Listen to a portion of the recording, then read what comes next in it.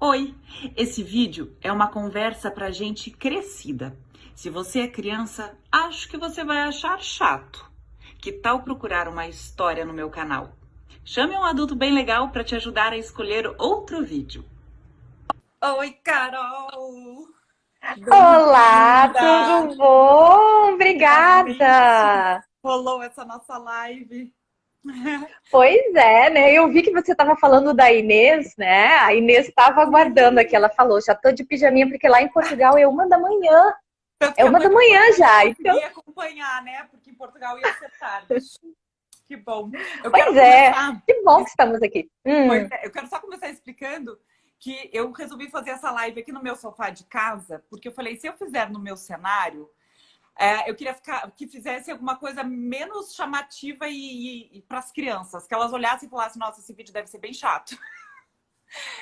Não que eu acho que seja um vídeo proibido para elas, Bom, mas é que como a ideia é falar com os adultos, por isso que eu com os falei, eu adultos, vou isso. mudar de cenário. Então, vim para cá, só para explicar para o pessoal. Que bom Bom, saber que estamos na sua sala, então, Fafá. Tô aqui tomando chá com você, dá pra gente imaginar isso, né? Estamos sim, tomando chazinho juntas na sua sala. e na sua também, você está na sua sala também? Você está Eu no tô na seu casa dos meus pais, porque se fosse lá em casa, aí ia ter um ambiente cheio de pipo e fifi, que é onde eu faço também meus vídeos e tudo mais, mas eu tô aqui em Curitiba, na mesma cidade de Fafá, aí ó. Eu Os deixei por aqui meus pertinho. filhos estão na Fafá, né, Flávia? Os É meus filhos estão lá. mesmo! E eles vieram para cá de máscara. Vou deixar aqui no fundo. Sim, claro. Não vai dar certo no fundo. Isso.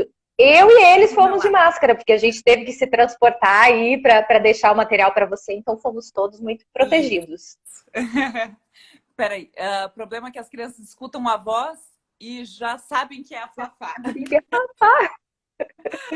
Mas, gente, então, boa noite para todo mundo que está chegando. Carol, queria que você se apresentasse para quem não te conhece. Acho que pouca gente que não te conhece, porque eu falo muito de você, mas. Também falo muito de você. Bem, eu sou amiga da Fafá, em primeiro lugar, por isso que estou aqui. Nos conhecemos há algum tempo, justamente por causa do livro Pipo e Fifi. Então, eu sou mais conhecida por essa obra, que é Pipo e Fifi. Tem pessoas que me chamam de Caroline Arcari, tem pessoas que me chamam de Carol de Pipo e Fifi. Pode ser qualquer um dos dois, tá bom? É a mesma pessoa. Então, eu sou pedagoga, sou escritora, e também sou proprietária da editora Caqui, que agora é meu grande lance aqui, que eu estou adorando mexer com livros e poder publicar mais obras. Sou mestra também em educação sexual e já tenho aí uma caminhada de 12 anos nas temáticas tanto de educação sexual, que foi minha primeira especialização, quanto no enfrentamento à violência sexual. E aí nasceu Pipo e Fifi em 2012, primeiro na versão digital, e aí acabou ficando muito conhecido. Foi um dos primeiros livros aqui do Brasil a tratar sobre essa temática, mas de uma forma descomplicada, lúdica, numa perspectiva positiva, mas também bastante honesta, né, Fafá? Para falar Sim, para a criança sobre toda essa complexidade que é a violência sexual, que não é tão simples contar, mas é totalmente possível se você tem as ferramentas corretas, se você tem boa vontade, né? E é isso que a gente quer, né? Proteger as nossas crianças pela informação, que é o mais importante. né? A gente já fala que a informação é a melhor ferramenta para proteção, né? Então, vamos, Exatamente. vamos fazer dessa live aí, trazer muitas informações. Afinal, a gente tem a Carol. Posso falar que você é assessora? Assessora, não, consultora? Né? Pode, claro, Gente, a Carol, ela claro. é consultora do programa Encontro da Fátima Bernardes, tá? Quando eles querem falar sobre educação sexual, é a Carol que eles procuram. O Futura também. Então, pra vocês verem que, assim, Fafá Conta tá fina hoje. E você estuda aqui com a gente. Então, Carol, muito, muito obrigada mais uma vez por estar aqui conosco, trazendo esse assunto tão importante. E, bom, Obrigada, como querida. tem muita coisa, eu não queria me enrolar, queria ser bem focada para a gente ir direto ao assunto. Só eu vi que alguém perguntou aqui se vai ter história. Não, essa live é para a gente conversar ter elementos para conversar com as crianças sobre autoproteção. E por que que agora? Na verdade, a gente já está há um tempo combinando de fazer essa live e a gente aproveitou essa semana, porque ontem, dia 18 de maio, foi o Dia Nacional do Combate ao abuso e a exploração sexual de crianças e adolescentes. Então, é uma semana que se fala muito sobre esse assunto. E aí tem o movimento Faça Bonito, tem o movimento Maio Laranja. Então, vou deixar depois deixar fixado o assunto da live nos comentários para quem entrar. Ah, Vitor, boa dica. Então, vou fazer o seguinte, vou jogar já a primeira pergunta para a Carol, enquanto ela vai respondendo, eu vou fixar ali o comentário. Bom, já que o dia é sobre abuso, né, o dia de ontem fala sobre abuso e violência, o que seria abuso e o que seria violência? Existe diferença entre abuso e violência sexual? Ou é tudo a mesma coisa? Não, existe diferença entre abuso e exploração sexual, né? Então, ontem foi o Dia Nacional, de Enfrentamento à Violência Sexual. Tá? Abuso e exploração sexual estão nesse termo, tá? Esse termo maior que é violência sexual.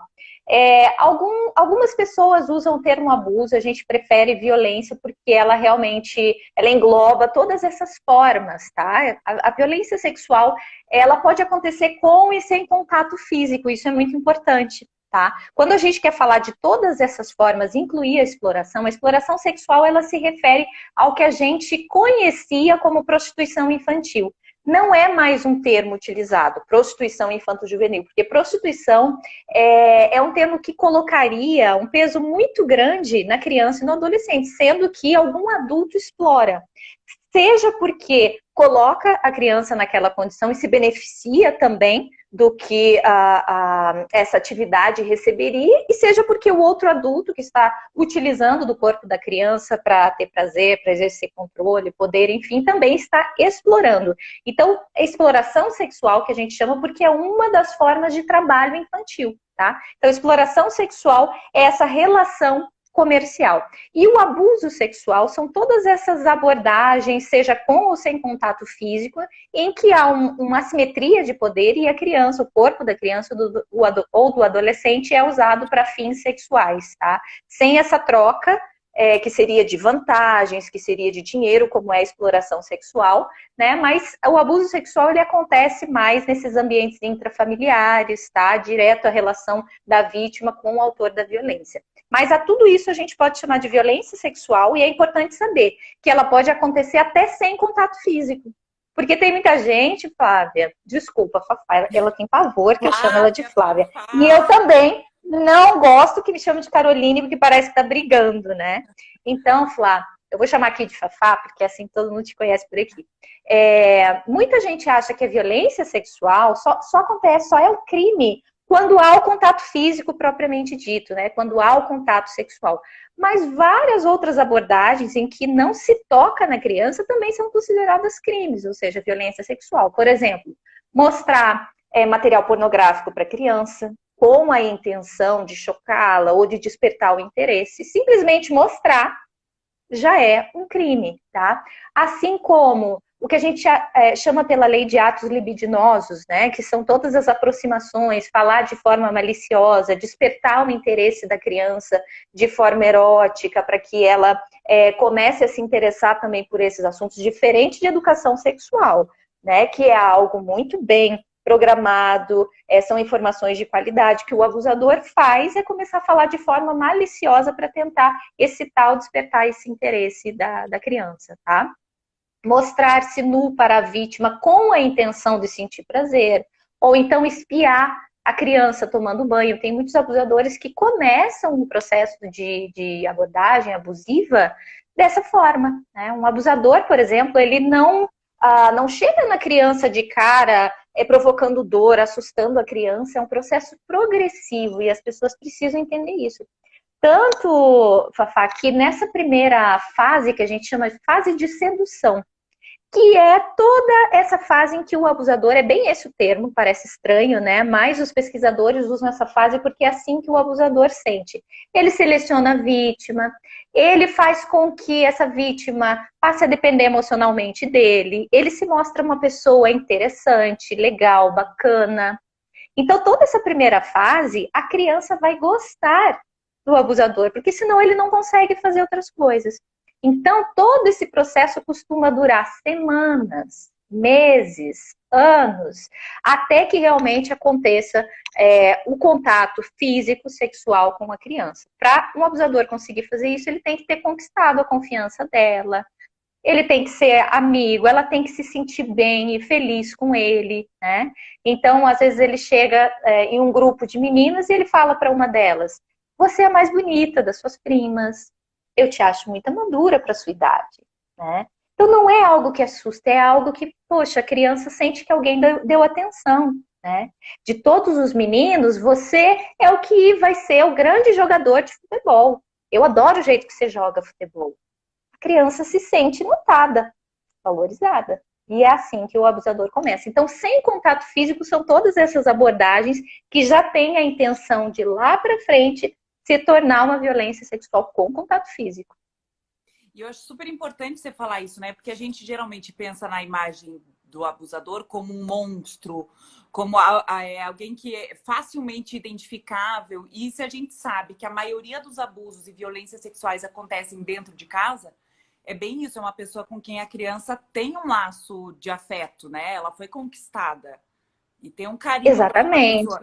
Então, até por isso que quando a gente vai falar, que aí eu aprendi muito com você e com Pipi e Fifi, a questão do toque do sim e do toque do não, de não falar assim, se fizeram alguma coisa de ruim para você, alguma coisa que você não gosta, porque às vezes a criança vai gostar, a criança ou o adolescente vai gostar daquele toque, né?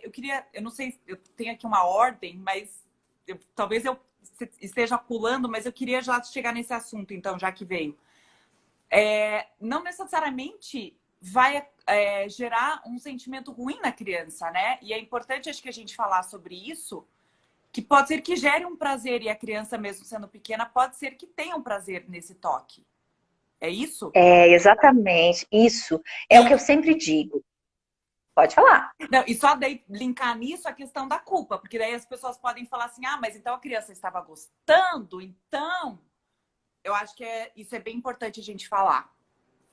Perfeito, vamos falar sobre isso sim. É o que eu sempre digo quando eu tô nas minhas palestras, em várias lives dessa semana eu falei isso. A gente tem que entender essa criança real.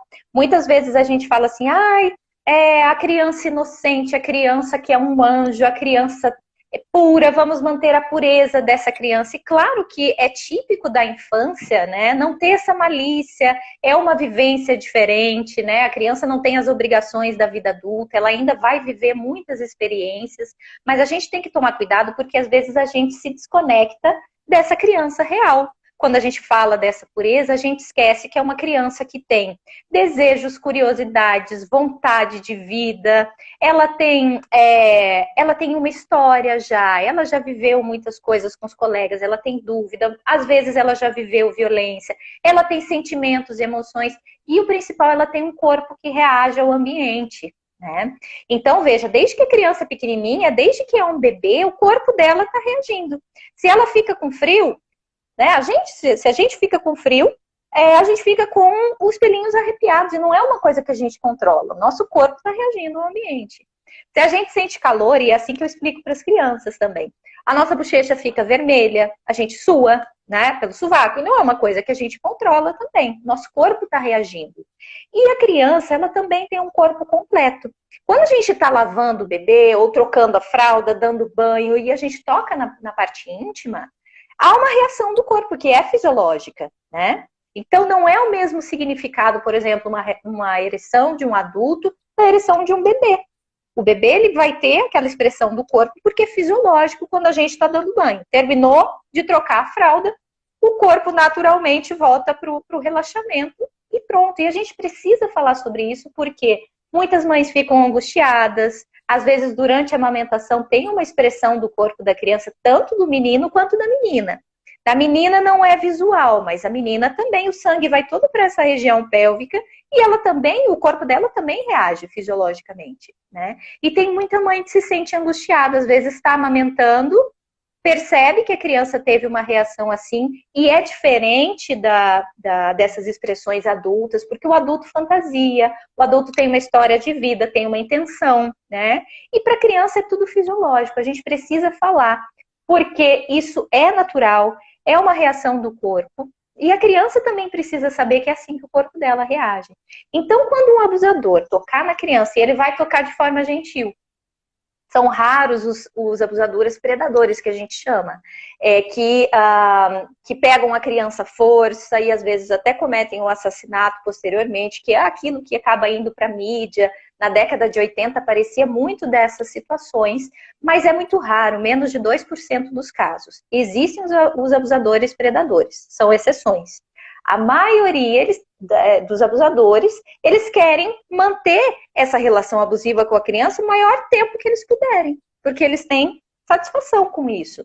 Então, eles vão se aproximar devagar, eles vão fazer carinho no cabelo, cafuné, vão dar atenção, vão brincar com a criança, vão sentar no chão, vão dar sorvete, podem dar dinheiro ou podem levar para passear, podem ir na vendinha comprar refri. E depois ele vai tocando a criança, começa na perna, e quando ele vai para os órgãos genitais, né, a criança ela vai sentir prazer. E se a gente não falar isso para ela, se acontecer ela estar numa situação de violência sexual, ela não vai conseguir conectar o que ela aprendeu com o que ela está sentindo. Porque se a gente fala, se alguém te tocar e fizer dodói, se alguém te tocar e te deixar com vergonha, se alguém te tocar e você se sentir triste, e se ela não se sentir assim? Quanto mais nova a criança, mais o abusador faz um mundo lúdico para ela. Às vezes ele brinca de médico, tem balinha envolvida para que ele comece a fazer os toques, o beijinho aqui, o beijinho ali. A criança simplesmente não percebe. Para ela é uma grande brincadeira. Então a gente precisa dizer que muitas vezes esse toque, quando alguém fizer isso, que é o toque do não, por isso que a gente tem toda uma base até chegar no que são esses toques abusivos. Então, quando alguém fizer esse toque do não, talvez ela sinta uma cosquinha boa. Normalmente a criança fala cosquinha, que é a maneira que ela consegue verbalizar essa sensação de prazer que ela sente. A gente precisa falar para a criança, se você sentir isso, a culpa não é sua. Pode ser que alguém te toque dessa forma, faça o toque do não. Pode ser que você não sinta dor, que você não fique triste, que você até sinta uma coisa gostosa. Mas aqui no coração você vai saber que ele veio para uma parte, que é uma parte íntima, que fica guardada na cueca, na calcinha, que são aquelas partes especiais que tem que ter o limite. Aqui você vai saber. Mas se teu corpo reagir, não é sua culpa e você pode falar comigo. É isso que a gente tem que falar. Porque aí sim você está falando com uma criança real. Você está validando aquele corpo, você está dizendo para ela claramente, se acontecer, não precisa ter vergonha, fale comigo, e se teu corpo reagir, a culpa não é sua. Isso é muito importante, falar sobre essa culpa, que a criança vai sentir. E o abusador, ele sabe disso, porque eles constroem, né? Toda a situação que eles constroem é para manter o segredo da criança. Então, em certo momento, ele vai falar assim, lembra que você gostou? Lembra que seu corpo reagiu? Imagine se eu contar para sua mãe que você é assim. Lembra que você estava junto? Ah, se você gostou, então você é culpada também. E a criança, ela fica absolutamente confusa no meio disso tudo. Então, a informação... A relação com a pessoa também, né? Então, é uma pessoa que ela gosta. De repente, ela descobre que aquela pessoa que ela gosta fez uma coisa que ela gostou e que ela não deveria ter gostado. Então, deve ser bem confuso. Sim, por isso, Fafá. Criar muita conversa acho que, com a criança e criar esse canal de conversa e de segurança e de confiança, né? Para que a criança, se ela passar por alguma situação, ela saiba que ela vai poder contar com aquela pessoa que traz essa conversa para ela. Exatamente.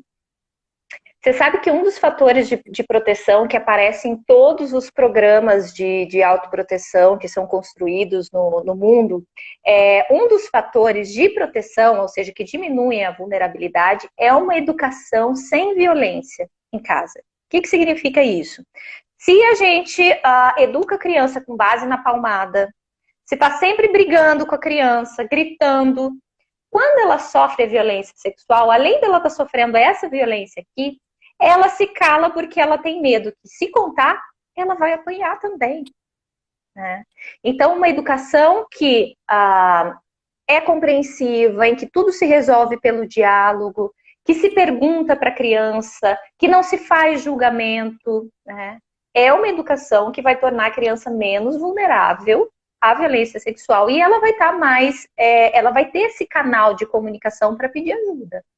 Agora, se é aquele tipo de educação que está o tempo todo colocando a criança para baixo, brigando, né, se falando com rispidez, sempre desconfiando da criança, tudo na base do grito, é claro que ela vai ter medo de se expressar. Ela tem medo que não acreditem nela, ela tem medo de ter feito alguma coisa de errado. Né? Me lembrou uma outra coisa que eu quero falar, papá. Vale. Às vezes o conselho tutelar, às vezes os adultos usam o conselho tutelar para botar medo na criança. Aí fala, olha, tá fazendo traquinagem, aqui no sul fala traquinagem, falo o que? Bagunça? Sim, tá fazendo bagunça. Tá fazendo traquinagem, tá fazendo bagunça, tá indisciplinado, às vezes até tem professor e professora que fala assim, vou chamar o conselho tutelar. E as crianças, a gente está em 2020, e a maioria das crianças acha que conselho tutelar é polícia de criança. Tipo, fez errado, conselho tutelar vai te pegar e te prender.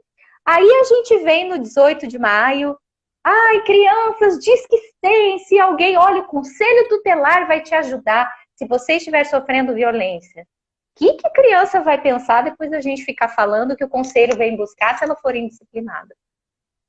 Tá vendo como nós adultos, a gente dificulta o aprendizado da criança e a gente que acaba enfatizando essa vulnerabilidade, infelizmente, né? Pela nossa fala. A nossa sociedade, ela é adultocêntrica, né, Fafá? Nós ainda não tratamos a criança como um sujeito de direito. Isso a gente vê aí em várias falas, a gente costuma mentir para a criança, né? A gente prefere mentir do que contar a verdade. E isso a gente vê em frases muito simples, tipo, se a criança deixa o sapato virado no meio da sala, deixar assim, tua mãe vai morrer, não é isso que a gente fala? A gente reproduz esse tipo de coisa até hoje. Poxa, por que ela não pode deixar o sapato jogado no meio da sala? Porque bagunça, alguém vai tropeçar, porque o sapato tem um lugar para ir. Né? Então a gente prefere fazer todo esse caminho, a gente assusta a criança, a gente conta mentiras, do que ser honesto e orientar.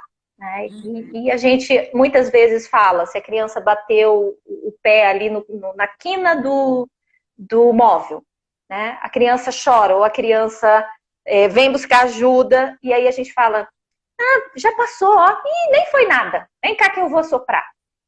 Só que aí o adulto, quando a gente bate o nosso dedinho na quina, a gente xinga, né?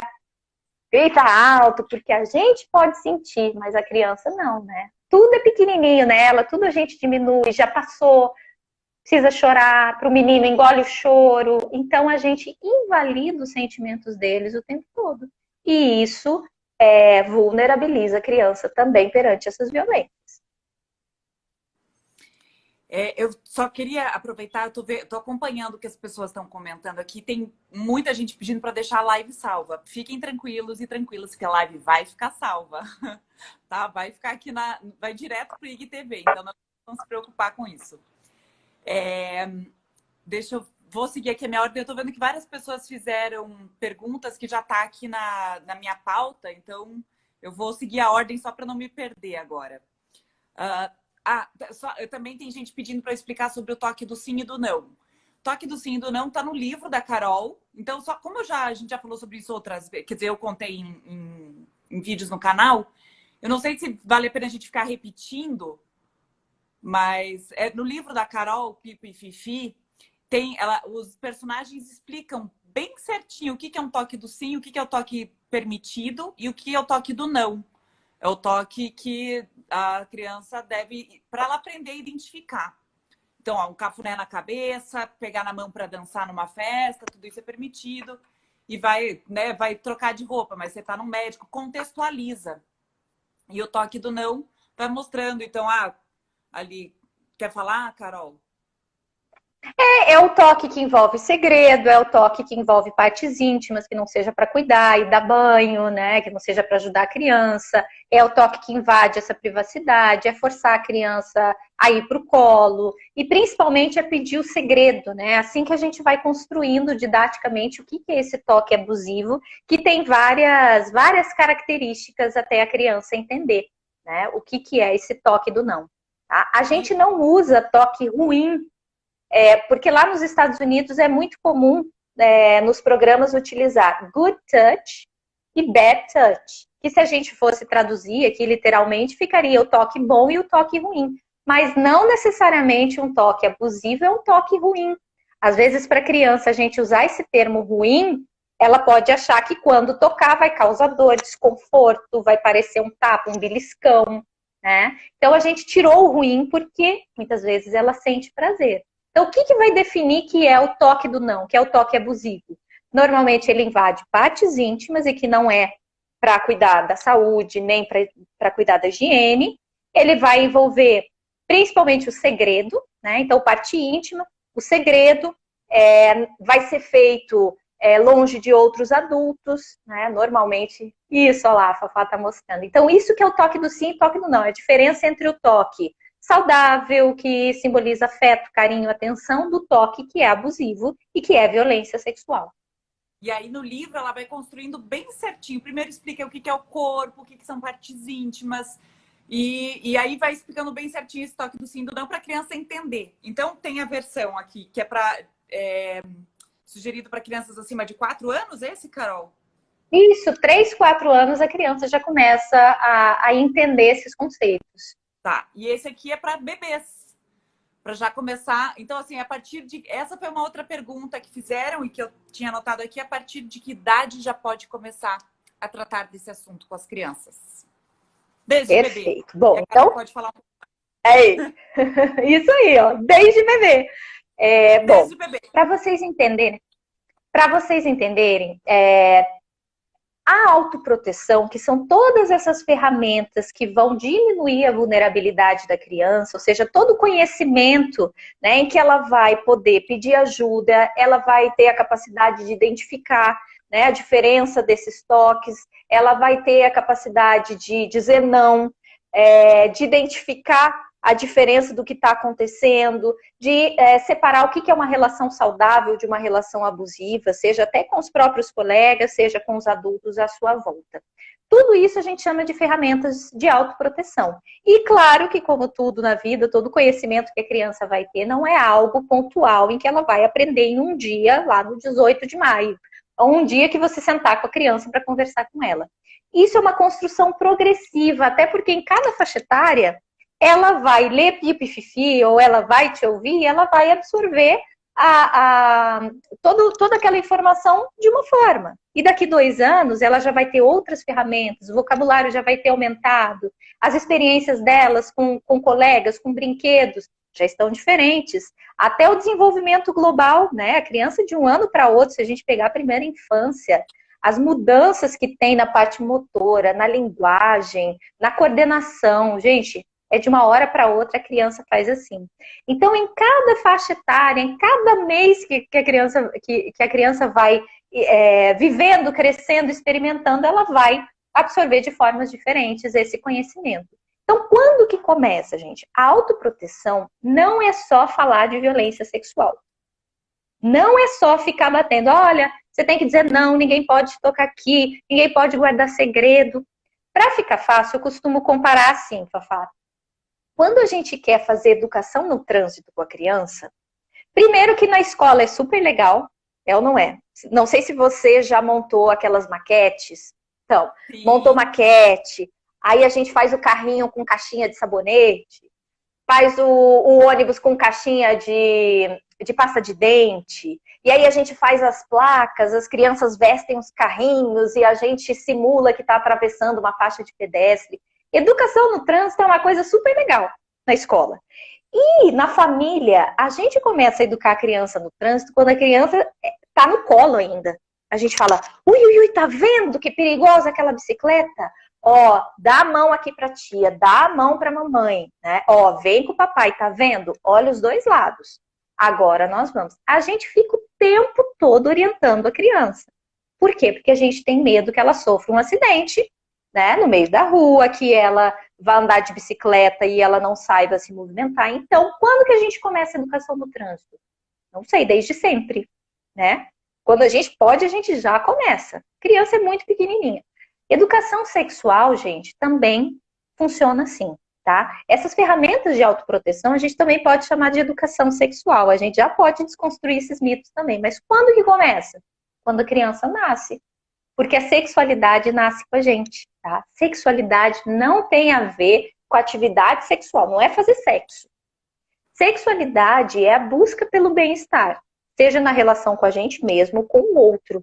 Eu costumo explicar assim que fica bem fácil entender. Olha só, como é que um bebê busca bem-estar? O que o bebê mais gosta de fazer? Mamar na mãe e pôr o dedo na boca? Mamar. Isso! O bebê busca bem-estar assim. É isso aí. Mama, quer o afeto, quer o colinho.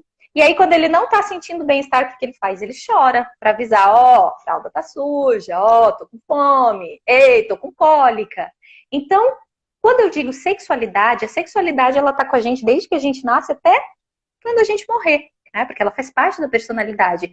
E ela é essa energia que faz a gente buscar bem-estar na nossa vida, seja na relação com a gente mesmo, eu posso estar sozinha, que minha sexualidade está em exercício aqui, ou na relação com o outro. E não é só a relação romântica, é a relação de amizade, na relação com o outro que eu conheço, colega de trabalho. Sexualidade são todos esses sentimentos, emoções que estão permeando a busca de bem-estar. Então, o bebê, quando a gente diz a sexualidade do bebê, não é pra gente se assustar. Sexualidade do bebê quer dizer como é que ele aprende sobre o próprio corpo, como é que ele busca bem-estar, como é que ele busca carinho, atenção. Então, o bebê vai buscar bem-estar de uma forma, a criança, um pouquinho mais velha, busca de outra. O adolescente vai buscar bem-estar de outra forma, vai começar a beijar na boca, vai começar a se vestir de um jeito diferente, vai querer botar piercing, vai querer pensar na primeira tatuagem. Um adulto vai buscar bem-estar de outras formas, viajando, casando, querendo planejar ter filhos, fazendo doutorado. E lá na terceira idade, cadê a sexualidade? Continua lá. Como é que o idoso vai buscar? Pode ser beijando na boca? Pode. Pode ser fazendo carinho e trocando afeto com o seu pai, com o seu marido, com a sua esposa também. Pode ser convivendo com os netos. Pode ser viajando pela primeira vez na vida? Pode. Então, em cada faixa etária, a sexualidade se apresenta de formas diferentes. Então, a educação sexual, que é falar sobre essas temáticas que envolvem esse bem-estar, essa busca, né, que envolve a descoberta do corpo, a autoestima, né, as relações saudáveis, o que a gente sente, começa desde que a criança nasce. Na hora que a gente está trocando fralda, a nossa cultura, Fafá, a gente não tem esse respeito pelo recém-nascido de se comunicar com ele. Mas a Françoise Doutor, que eu sempre adorei, ela sempre falou que nós deveríamos nos comunicar mais com os recém-nascidos, e é assim que eles desenvolvem a linguagem. A gente vai fazendo tudo no automático, e a criança está ali aprendendo sobre o corpo dela. E nós deveríamos falar, olha, estou trocando sua fraldinha, está sentindo isso? Isso é o talco. Olha, estou fechando a fralda. Olha, agora estou dando banho. Estou dando banho no pescoço, esse é o seu pescoço. Estou dando banho na tua barriga. E agora? Olha, estou no seu bumbum, esse é o seu bumbum. Termina você de lavar o seu bumbum. E a criança ali, com alguns meses, está brincando na banheira e está aprendendo. Olha, eu tenho um bumbum. Eu tenho uma pepeca, ou eu tenho uma vulva, do jeito que você quiser falar. Ah, eu tenho pipi, eu tenho um pingolim. A criança precisa saber. Isso começa na hora do banho, quando você está trocando a fralda. Ai, Carol, mas o que isso tem a ver com proteção, com autoproteção? Como é que a criança vai estar protegida da violência sexual? É progressivo, gente, é contínuo. Se ela souber falar sem se sentir constrangida, olha, eu tenho um pipi, tá coçando a minha pepeca. Se ela não tiver vergonha de falar isso, ela vai ter um vocabulário. E se um dia ela precisar falar que alguém a tocou no bumbum, né, que alguém tentou pegar na pepeca, ela vai ter vocabulário, ela não vai ter vergonha, ela vai saber identificar no corpo, opa, aqui é meu limite, né? Tentaram tocar num lugar que eu não gosto, que eu sei que é íntimo. E tudo isso se constrói quando ela ainda é bebê. Todas essas mensagens, gente, a criança ela só vai ter orgulho do corpo dela, ela só vai dizer que ela, só vai saber que ela pode dizer não, se ela entender que o corpo é dela, se ela tiver orgulho desse corpo, para ela poder cuidar, né? Se ela entender essa propriedade, essa autonomia, que são todas construções progressivas. Nossa, é tão importante, inclusive, falar sobre isso, né? De entender e valorizar o seu próprio corpo, como isso também está ligado com esse respeito ao próprio corpo, a deixar ou não que aconteça o toque, né? Tô lembrando de pessoas conhecidas que você fala, nossa, mas como é que essa pessoa se deixa ser tão invadida? Mas é porque é bem isso, não tem esse respeito pelo o corpo, não criou-se esse respeito pelo próprio corpo, então deixa que as pessoas façam o que querem. Então, como é importante também falar sobre isso, né? Mas Exatamente. eu tô olhando aqui o tempo, tô olhando a pauta, tô vendo as perguntas e assim, é realmente a Carol fala super bem e tem muita coisa mesmo para passar, então eu vou tentar ir para a próxima, Carol. Vamos lá. Bom, estão perguntando como é que compra Pipo e Fifi, como é que compra os bonecos. Na editora Caqui no site tem tudo para comprar. Depois eu deixo o link, mas é editoracaqui.com.br, Carol?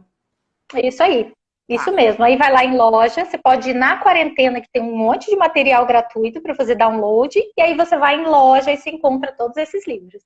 Isso. E, bom, já falamos sobre como falar, como detectar. Eu acho que isso é uma coisa bem importante e uma professora escreveu aqui.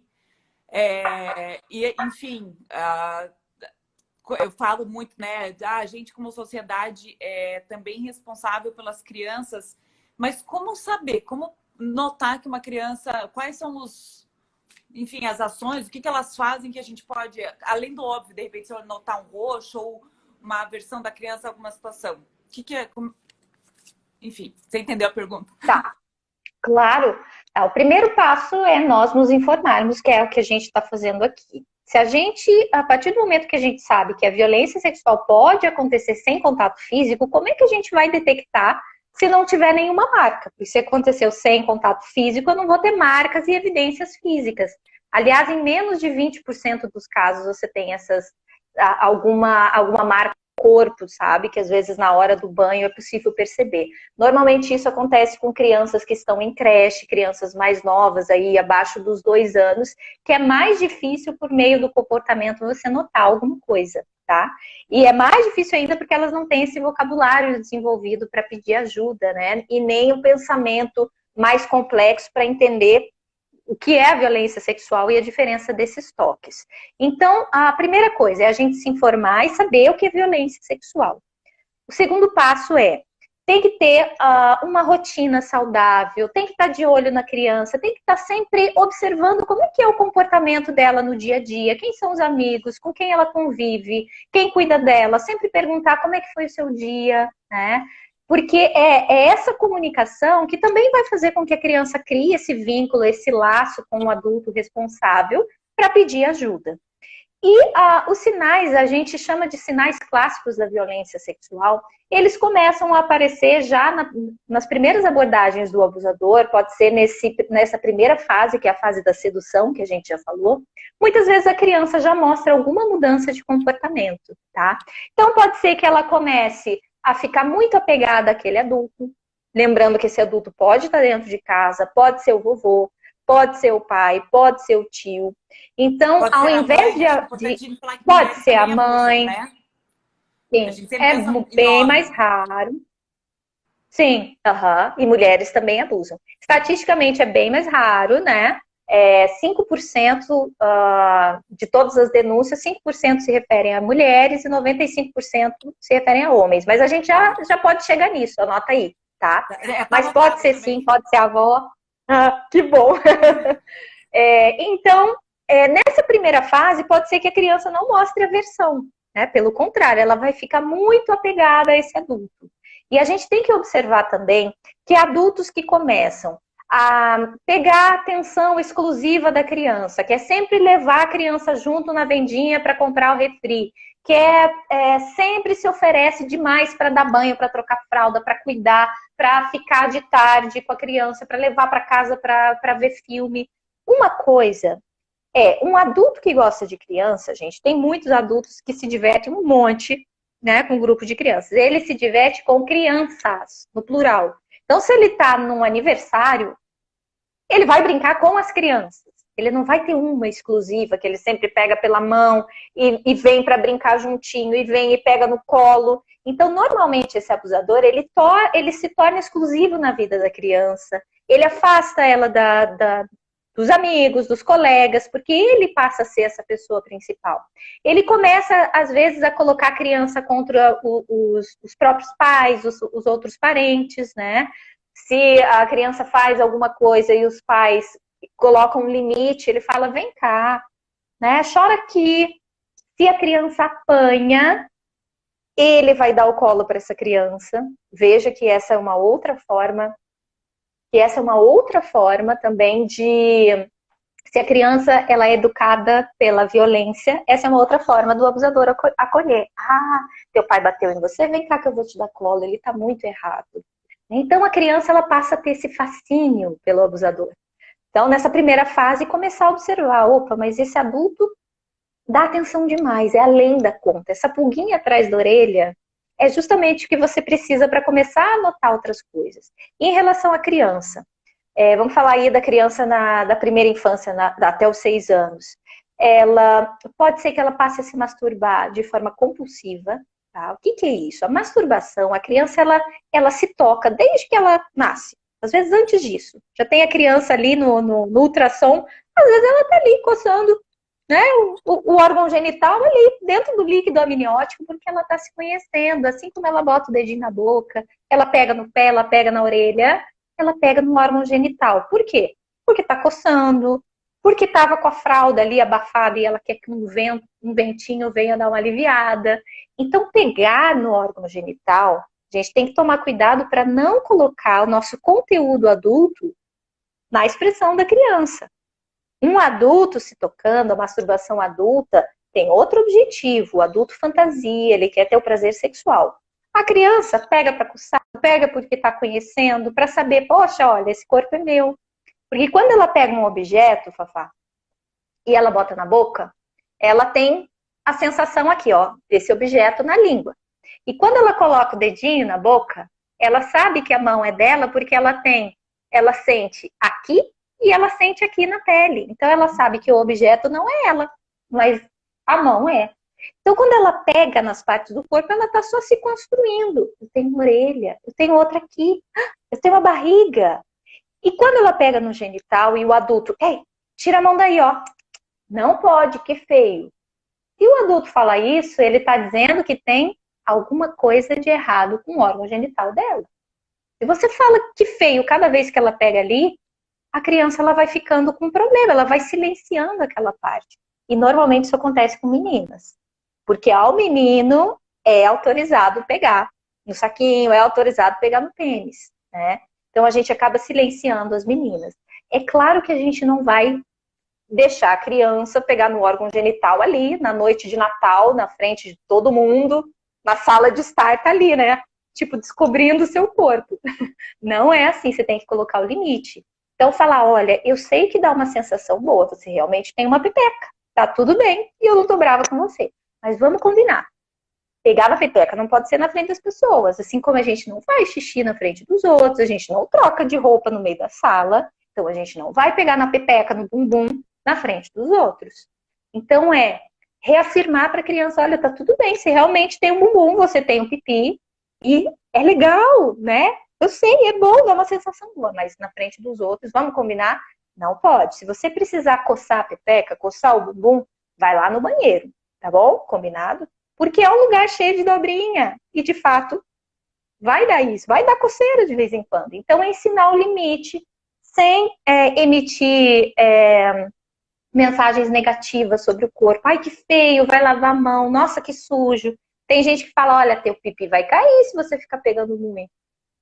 E tem criança que acredita, né? Ai, então, olha o problema que a gente... É um absurdo, é um absurdo. Então, isso é pra gente saber que quando a criança pega no órgão genital, é uma coisa típica, tá? Principalmente ali na idade, a partir dos 3 até os 6 anos, ela vai pegar para se conhecer. Então, a gente tem que colocar esse limite. Até porque é quando ela conhece as regras que ela vai aprendendo o que ela pode ou não pode fazer em público.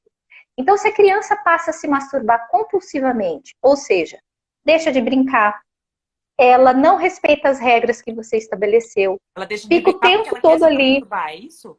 ela quer se masturbar. Isso é masturbação compulsiva. Muitas vezes a criança que está sofrendo violência sexual, ela passa a se masturbar compulsivamente, tá? Então ela fica o tempo todo com a mão ali, mesmo que você ensine as regras, ela vai ficar brava, ela vai querer fazer, ou ela vai escondido para mexer com bastante frequência. Então isso é masturbação compulsiva e é um dos sinais. Por isso que a gente não pode reprimir, a gente não pode ficar emitindo essas mensagens negativas, porque se a gente não entender que o que a criança está fazendo ou é natural, é da descoberta, ou é compulsivo, se a gente ficar o tempo todo bloqueando, a gente também não vai ver como a criança está lidando com isso, tá? Então, a masturbação compulsiva é um dos sinais. A criança que para de comer, volta a chupar o dedo e ela não estava mais fazendo isso. Criança que volta a fazer xixi na cama, todos esses são sinais que podem sinalizar, e eles normalmente vêm em conjunto, que alguma coisa está errada e pode estar relacionada à violência sexual. A criança que passa a fazer, criança mais velha, passa a fazer autolesão, se cortar, né, numa tentativa de lidar com a memória do abuso, numa tentativa de lidar com sentimentos e emoções. Pode ser que ela brinque de uma forma erotizada com os amiguinhos, leve os amiguinhos para o banheiro, ou então ela comece a brincar com bonequinhos de forma erotizada, com características adultas, sexualizadas, né? Pode ser que ela faça isso com animais de estimação. Ou a criança comece mal na escola, não consegue, começa a ficar muito quieta, tá? Então, tudo isso são comportamentos. Manter o diálogo aberto é o principal, porque, Fafá, tem crianças que estão abusadas desde muito pequenas, e que elas não vão apresentar mudança de comportamento. Eu já tive uma aluna assim, ela era abusada pelo tio, possivelmente desde que ela era bebê, porque era ele que cuidava dela, era ele que trocava fralda. Então, quando ela tinha 6 anos, que foi quando eu fui professora dela, ela não tinha nenhuma mudança de comportamento. Ela amava aquele tio de uma maneira assim absurda, né? E a criança ama assim o abusador. É porque é aquela pessoa que, apesar do abuso, tá com ela, assiste filme, dá carinho no cabelo, toma banho junto, brinca, senta para brincar. Então a criança ela passa a construir uma noção de amor bastante distorcida. Ela acha que aquilo é amor, ela acha que aquele contato sexual é algo natural entre os adultos e a criança e simboliza amor para ela, né? Por isso que ela precisa de toda a orientação, acesso a psicólogo depois, para ela reconstruir esse corpo e reconstruir a noção do que é amor, do que é respeito e dos direitos dela também. E como é importante manter essa conversa, né? Porque você veja, se ela provavelmente desde bebê, ela não tinha um outro parâmetro, para ela aquilo é o normal. Então é importante que alguém converse para ela entender, opa, mas espera, isso acontece e então não é normal, não é assim. Ou que nem ela pode de repente falar assim, é bem assim que eu brinco com meu tio. De repente, numa fala assim, Exatamente. vai acabar descobrindo que... E ela pode falar com naturalidade, provavelmente vai, né? Porque para ela não tem Sim, nada de errado. exatamente. É. Por isso que é tão importante a educação sexual. A gente está sempre falando sobre essas questões, anatomia, mostrando para a criança esses limites, falando do público e do privado, respondendo quando ela pergunta. Toda vez que a criança pergunta algo, né, sobre a temática de sexualidade, é uma grande oportunidade de falar sobre essas ferramentas de proteção, né? Então ela perguntou de onde vêm os bebês, perguntou por que tem gente que usa cueca, tem gente que usa calcinha, perguntou por que o pipi do papai é maior que o meu, né? Às vezes os meninos estão lá tomando banho, a criança é pequena. Tudo isso é oportunidade de colocar os limites, explicar sobre anatomia, falar que ninguém pode tocar na criança, que ela pode contar se alguma coisa assim aconteceu, né? São oportunidades maravilhosas. Eu sou apaixonada por educação sexual, porque nessa caminhada aí, já de 15 anos de educação sexual, a gente vê a diferença de uma criança bem orientada, como ela está mais fortificada, ela tem um vocabulário diferente e ela tem muito mais chance de, se acontecer, buscar ajuda e se livrar o quanto antes de um processo abusivo. Sim. E o que fazer quando, então, a criança vem e traz um relato ou quando a gente descobre que ela está sofrendo violência sexual? Se a própria criança contar alguma coisa, chegar nesse ponto, né, de ter esse relato espontâneo, existe um mito de que a criança pode estar mentindo, né? O senso comum ainda reproduz muito esse mito de, talvez a criança esteja inventando. Isso é muito raro. Estatísticas mostram que menos de 3% dos casos se referem a alguma memória implantada, uma mentira da criança, até porque é muito difícil a criança construir toda essa complexidade da violência sexual, e um bom profissional já detecta de cara, né, se essa criança realmente teve alguma memória implantada por um parente ou está mentindo. Isso é muito raro. Então a gente tem que lidar com a estatística. Qual que é a probabilidade da criança estar falando a verdade? É muito alta, né? É muito alta. A maioria dos casos, mais de 90% dos casos, a criança está falando a verdade. Então, se a criança começa a contar alguma coisa, tomar cuidado com a expressão facial. Eu sei que a gente leva um susto, né? Não tem como, né? Possivelmente, se alguém da família é muito doloroso, né, ouvir isso, mas se a criança começar a contar, é tentar manter um semblante calmo e falar, pode contar comigo, eu acredito em você. É acolher a criança com a expressão corporal, com a expressão facial e com a voz. Eu acredito em você. Você quer me contar mais coisas? Me conta o que aconteceu. A gente deve evitar fazer perguntas que podem sugestionar a criança. Por exemplo, mas quantas vezes aconteceu? Mas me explica direito onde foi no seu corpo. Mas me explica de novo, porque cada vez que a criança tem que explicar de novo, ela revive toda a situação da violência. Então a gente tem que tomar cuidado, deixar a criança contar livremente, fazer as perguntas que realmente vão deixá-la à vontade, né? Evitar falar, você tem certeza? Eu faço essa expressão aqui, você tem certeza? Você já mostra que você está desconfiando. E pode ser que a criança se cale a partir disso, né? Então, ouvi-la, eu sempre agradeço, eu falo, obrigada pela confiança de contar uma coisa tão difícil, eu imagino que é difícil para você contar, e obrigada por ter confiado em mim, eu acredito em você. Isso faz com que a criança se sinta fortificada para continuar contando se assim ela quiser, né? Claro que se nós somos os parentes da criança, a gente pode fazer outras perguntas que podem nos orientar melhor para saber onde vai pedir ajuda. Agora, se é um profissional, Fafá, a gente não pode seguir com as perguntas, né? Uma professora, por exemplo, ela tem que pegar o relato espontâneo e quem vai fazer essas perguntas é uma pessoa especializada da rede de proteção. Cada município tem um fluxo de atendimento, mas normalmente é um psicólogo ou um assistente social, que ele é treinado para fazer as perguntas corretas, para não fazer a criança sofrer e também para não sugestionar, né? Para fazer a criança, às vezes, responder algo que não aconteceu. Então, quando é um profissional que está ouvindo ali da criança, profissional de saúde, professora, professor, a gente escreve esse relato, né? E encaminha ao conselho tutelar, é assim que funciona. E se alguém que está ouvindo aí a live está suspeitando de alguma coisa, talvez meus vizinhos, meu parente ali que mora na outra casa, Carol, você está falando e eu estou aqui pensando, nossa, isso está muito esquisito. Quando você pensa, isso está muito esquisito, o nome disso é suspeita. Gente, a denúncia ela tem que ser feita quando há suspeita. A gente não tem como ter certeza. A não ser que a gente pegue exatamente o momento do ato e a gente veja com os nossos olhos, a gente não vai ter certeza. Se a gente vê o comportamento da criança, se a gente percebe que tem algo de errado na relação desse adulto com a criança, o nome disso é suspeita.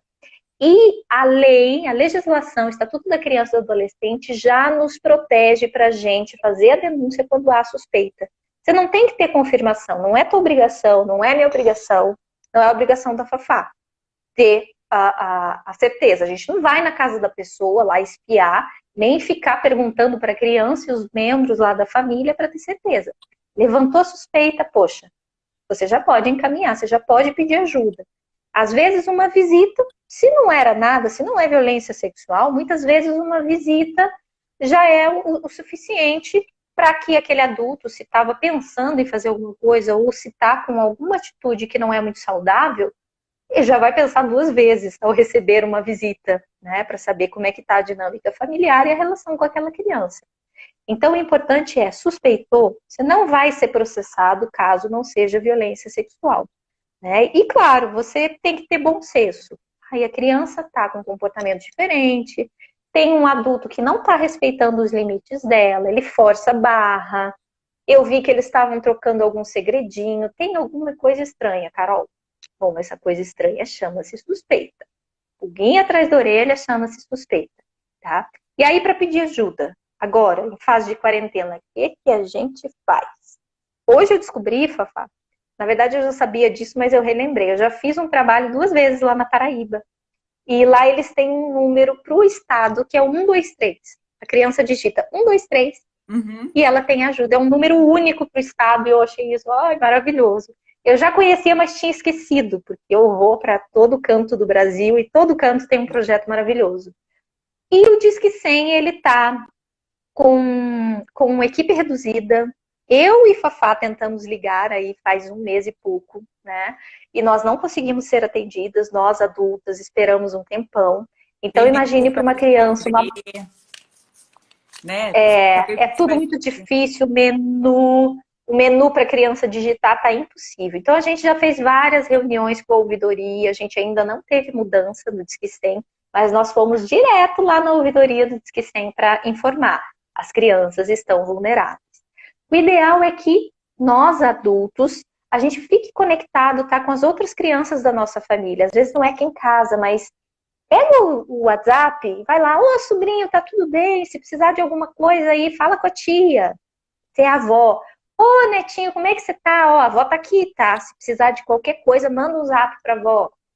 Tem outras formas da gente ajudar a criança, tá? A gente não quer que ela fique sozinha, mas tem famílias que são famílias abusivas, em que a criança não vai encontrar ninguém ali dentro de casa para ajudá-la. Então, a gente tem que criar essas estratégias. Hoje falei lá para todo o pessoal que eu fiz live, para ir na Fafá, para mostrar para as crianças as histórias, para ir também no perfil de outras contadoras, para a criança sempre estar aqui na quarentena, alimentada com essas histórias que podem ajudá-las de alguma forma. Pois é, até perguntaram aqui como conversar com as crianças e material. A Carol tem esses livros. Eu, no meu canal, Fafá Conta, tem uma playlist só sobre o assunto, que tá bem fácil de entrar. Então, entrou lá em youtube.com/Fafá Conta.